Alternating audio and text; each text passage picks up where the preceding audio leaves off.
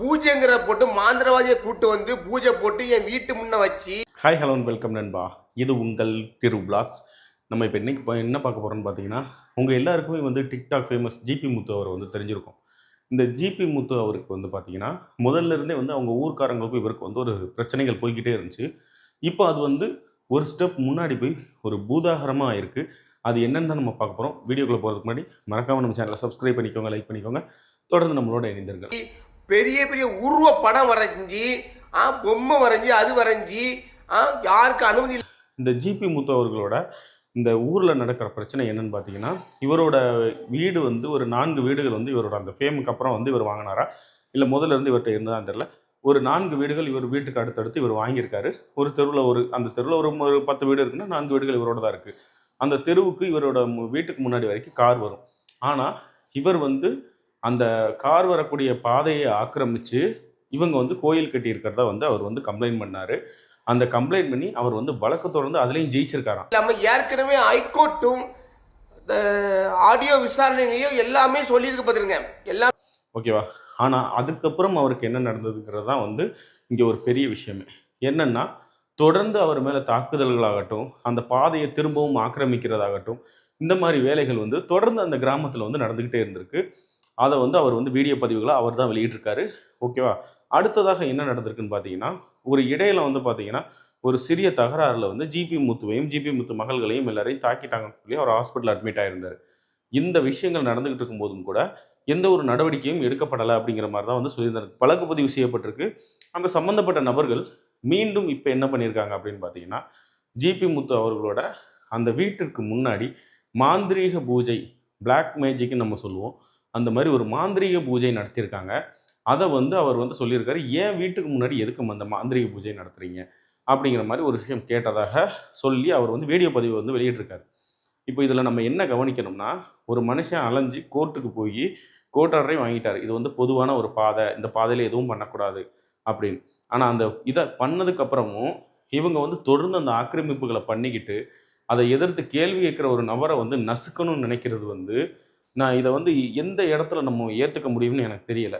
ஏன்னா ஒரு நபரை இப்படி தொடர்ந்து நசுக்கும் பொழுது ஒரு நியாயம் வந்து கோர்ட்டு மூலமாக ஆர்டர் வந்ததுக்கப்புறமும் அந்த நியாயத்தை வந்து பெறதுக்கு வந்து நமக்கு வந்து முடியலை. அப்படிங்கும்போது இங்கே வந்து சட்டத்தை வந்து இந்த மக்களும் சரி, ஒரு அந்த சட்டத்தை அமல்படுத்த வேண்டிய டிபார்ட்மெண்ட்ஸும் சரி, இந்த அளவுக்கு தான் அவங்க வந்து அதை வந்து எக்ஸிக்யூட் பண்ணுறாங்களா அப்படிங்கிற மாதிரி ஒரு விஷயங்கள் வந்து வருது.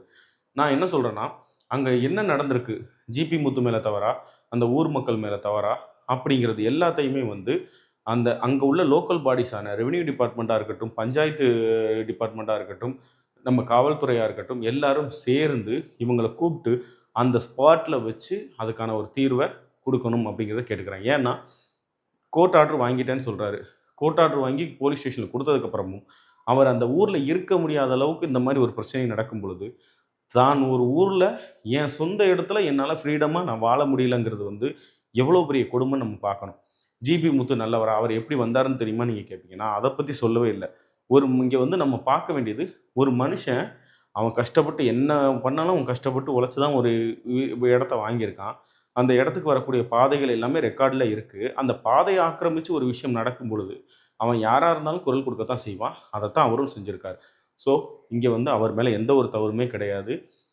கூடிய விரைவில் வந்து அரசாங்கம் இது மேலே வந்து ஒரு நடவடிக்கை எடுத்து ஜிபி முத்துக்கான நீதியை பெற்றுத்தருவாங்க அப்படிங்கிறத வந்து நம்ம நம்புவோம். அந்த வீடியோஸையும் நீங்கள் வந்து பார்த்துருப்பீங்க. அதாவது நான் என்ன சொல்கிறேன்னா, இந்த விழாக்கள் நடத்தக்கூடியவங்ககிட்ட நீங்கள் விழாக்கள் நடத்துகிறீங்க, பெரிய பெரிய ஸ்பீக்கர்ஸ் வைக்கிறீங்க, எல்லாம் பண்ணுறீங்க, பக்கத்தில் வீடுகள் இருக்குது. நீங்கள் பண்ணக்கூடிய உங்களுக்கு வீடுகள் தூரத்தில் இருக்கும். ஆனால் நான் இப்போ நாங்கள் யாரோ ஒருத்தங்க பக்கத்தில் இருக்கோம். அந்த சவுண்டு அந்த அந்த ஸ்பீக்கர் வச்சுருக்க அந்த வீட்டுக்காரங்களை எவ்வளோ பாதிக்குங்கிறது வந்து தெரிஞ்சும் வீம்புக்கு செய்கிறாங்க பார்த்தீங்களா, அவங்கள மாதிரி ஆளுங்கள் தான். ஒரு மாந்திரிக அந்த பூஜை நடத்துகிறாங்க. நீங்கள் வந்து ஒரு மாந்திரிக பூஜை நடத்துகிறீங்க, அது என்ன பூஜை, ஒரு யாகம் வளர்க்குறதா இருக்கட்டும், என்னவாக இருக்கட்டும், அந்த பூஜை நடத்தும் பொழுது மற்றவங்களுக்கு பாதிப்பில்லாத வகையில் அதை நடத்துங்க அப்படிங்கிறது தான் நாங்கள் சொல்கிறோம். ஏன்னா சவுண்டு பொல்யூஷனுங்கிறது நீங்கள் நினைக்கிற மாதிரி கிடையாது. அது ரொம்பவே பாதிக்கும். ஒரு கை குழந்தை இருக்கலாம், இல்லை ஒரு ஹைப்பர் டென்ஷன் உள்ள ஒரு ஆள் இருக்கலாம், அட்டாக் பேஷண்ட்ஸ் இருக்கலாம், அவங்களுக்கெல்லாம் அந்த சவுண்ட் பொல்யூஷன் ரொம்பவே பாதிக்கும். மக்களாகிய நீங்கள் புரிஞ்சுக்கணும்.